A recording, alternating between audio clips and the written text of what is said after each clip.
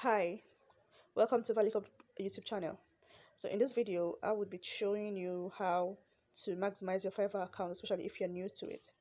The most important thing in Fiverr is the ability to be searchable and the ability to turn up in search when people search for things that are related or close to what you're offering, close to your gigs. Gigs are those services or products that you're willing to sell. So when you come to your this is the desktop view from my mobile phone.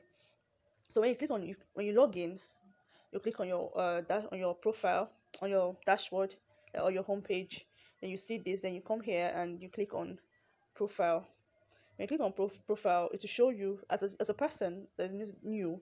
You will only see things that you've done about yourself, the descriptions. I know. So now to make sure to boost your ranking on Fiverr search, you take a couple of courses like that Fiverr is offering, so that if you pass them, Fiverr can easily recommend you to people. Then you come here as a new person, you come here and you click create a new gig, because the gigs will show people what you can offer. So as a new seller, you can create a maximum of 7 gigs per time. So a maximum of 7 gigs per time. I post all my gigs are on post because I've not used my Fiverr in a long while. So let's use one of the gigs here to show you how to um let me switch desktop side since I'm using my phone. So now the most important thing, so the first thing is the overview of your gig.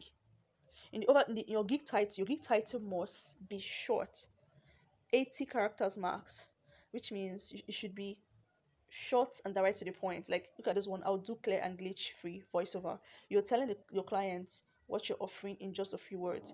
Then you select the category of what you're offering.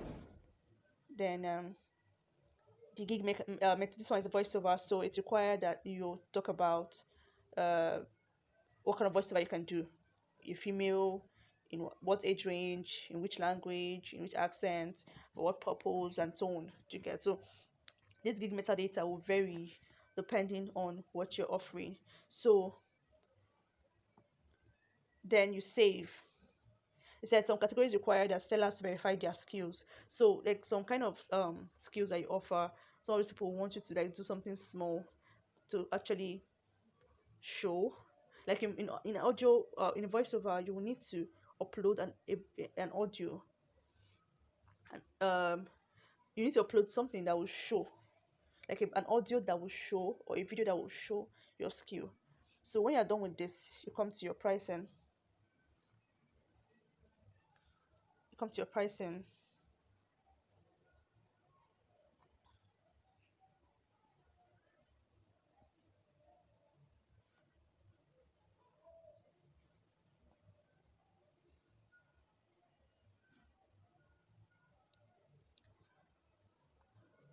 Your pricing is okay.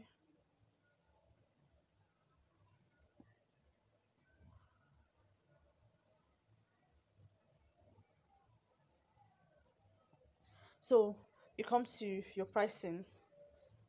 Let's go to pricing. In pricing, you include this way you not describe like how many words, how many times will you be able to revise it, what's the quality of your file, what's the pro will you charge.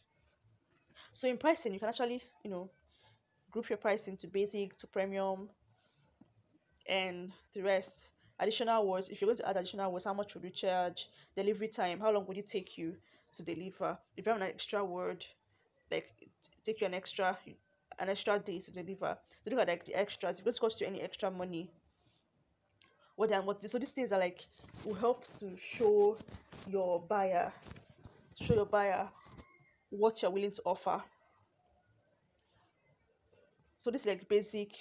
This is your basic offer. I think from this over, you should be able to set up both basic premium, and this thing.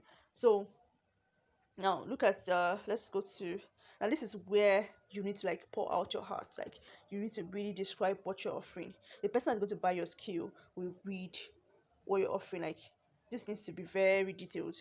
you now briefly describe your listening up to 1,200 characters. So you can write a lot, like, about what kind of skill, what's special about what you're offering. What are you really offering? What are the details? What makes your own skill stand out? What makes your own kind of skill? If it's writing you're doing, what makes it stand out? And then you can add frequently asked question. What would you expect your buyer to ask you? Maybe like, how long have you been doing this? What's your experience? I know, like, what makes it so, those questions that you expect your buyer to ask you, can put it here and put the relevant answers. So when you're done with your description and FAQ, frequently asked questions, you can come to requirement, like, what would you require from your buyer? Maybe the script for the voiceover, you can put it here, or something, whatever it is that you require from the buyer to make your work easier, you put it here. Then you come to your gallery. Since it's a voiceover, you need to upload a voice and audio, not just a picture. A graphics can go a long way, but an audio will go a much longer way, because what you're doing here is audio transcription. So in other gigs, you can use an image that is either an image of you or an image that is descriptive about what you're offering, or you can use a video. A video is much more catchy. I think usually a video that's under a minute 30 seconds, with you talking about what you're offering in clear manner, so that the person knows what they are going to get when they sign up with you.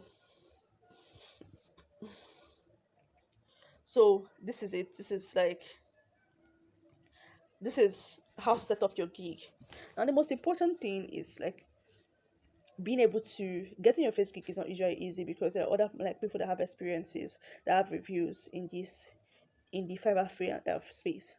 But make sure that when someone eventually chats you up, there are words that Fiverr flags, and they might suspend you. You don't chat about money. You don't, like, you can have an agreement. You don't talk about having an external chat with your buyer. Like, maybe you tell the buyer, okay, why don't you drop your number, or drop your email address, I'll chat you up later. Fiverr will flag you. That you're defiling their policies. So whatever you're going to discuss with the client should be on Fiverr. And there's a way you talk about money, and Fiverr will flag you. So on your chat between you and the buyer, you have to be careful so Fiverr does not flag you or suspend you for a while. And also, reviews are very important. So you make sure you meet the deadline that your client gives you.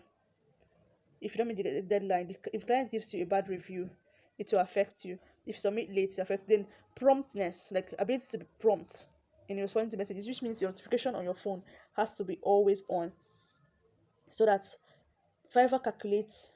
So you can install the application for your Play Store. Fiverr increases your ability to be seen by clients, based on your ability to respond speedily to clients' message. If a client sends you a message and it takes you like 30 minutes or 1 hour to see it, it's already affecting your response, affecting your ratings on Fiverr, ability for them to bring you up in search, because people are looking for people that answer to respond to them real time. And there's so much competition in this space. So it's very important that you're prompt, because it won't do you any good that you have a client but you don't know the client has sent you a message and respond later. It will drop your ratings a whole lot. And then make sure that you satisfy your client so they can get good reviews. Good reviews also boost your visibility on the Fiverr search. So you can set up varieties of the gigs you're offering, 1, 2, 3, 4, 5, 6, 7 of them. And so there's different categories to serve you and all.